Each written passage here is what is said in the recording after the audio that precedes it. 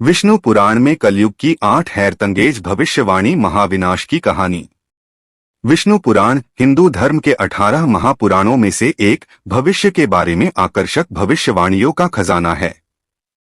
इनमें से कुछ भविष्यवाणियां कलयुग मानव सभ्यता के अंतिम चरण से संबंधित हैं। विष्णु पुराण में वर्णित 8 भविष्यवाणियां मानव जीवन, समाज और प्रकृति में भारी बदलावों का चित्रण करती हैं, जो महाविनाश की ओर ले जाएंगे। धर्म का ह्रास। कलयुग में धर्म कमजोर होगा।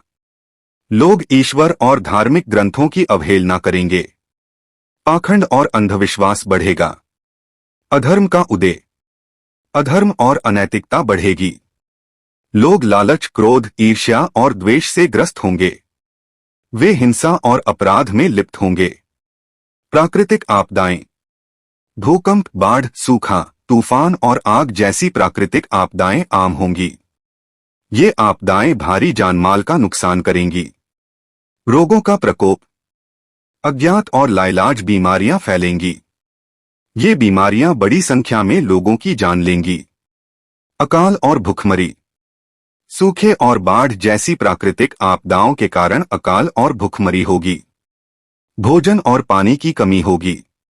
सामाजिक अशांति।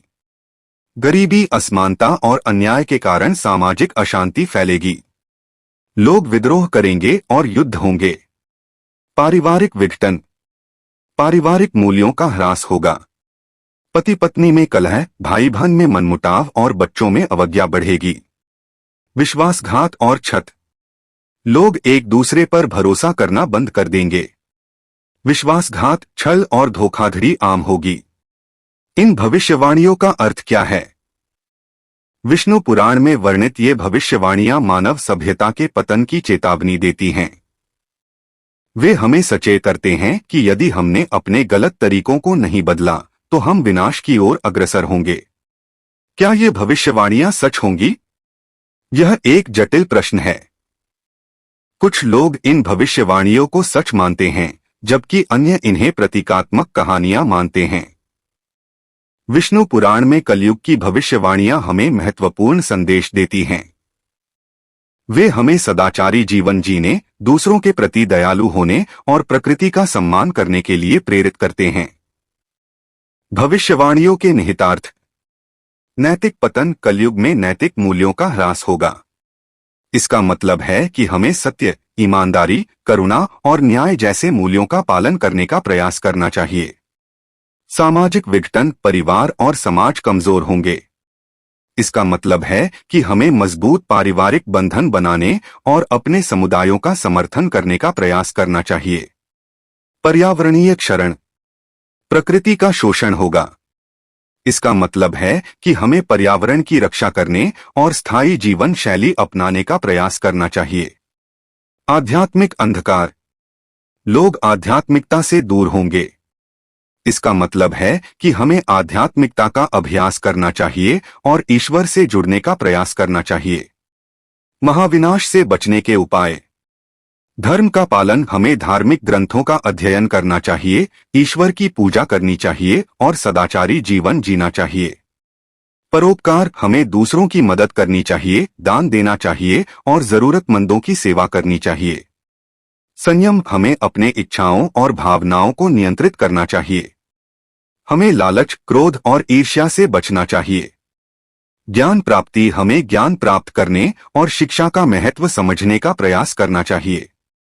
आध्यात्मिक जागरण। हमें आध्यात्मिकता का अभ्यास करना चाहिए, ध्यान करना चाहिए और योग करना चाहिए। विष्णु पुराण में कलयुग की भविष्यवाणियां हमें चेतावनी देती हैं, लेकिन वे हमें डराने के लिए नहीं हैं। वे हमें प्रेरित करते हैं कि हम बेहतर इंसान बनें और एक बेहतर दुनिया बनाएं। यदि हम इन भविष्यवाणियों से सबक लें और अपने जीवन में बदलाव लाएं, तो हम महाविनाश से बच सकते हैं और एक सुनहरे भविष्य का निर्माण कर सकते हैं। यह याद रखना महत्वपूर्ण है कि ये भविष्यवाणियां निश्चित नहीं हैं। भविष्य हमारे हाथों में है। हम अपने कर्मों से यह तय कर सकते हैं कि हमारी दुनिया कैसी होगी। विष्णु पुराण में वर्णित भविष्यवाणियां जटिल हैं और उनकी कई व्याख्याएं हो सकती हैं। यह महत्वपूर्ण है कि हम इन भविष्यवाणियों का अध्ययन विभिन्न दृष्टिकोणों से करें और अपनी समझ विकसित करें।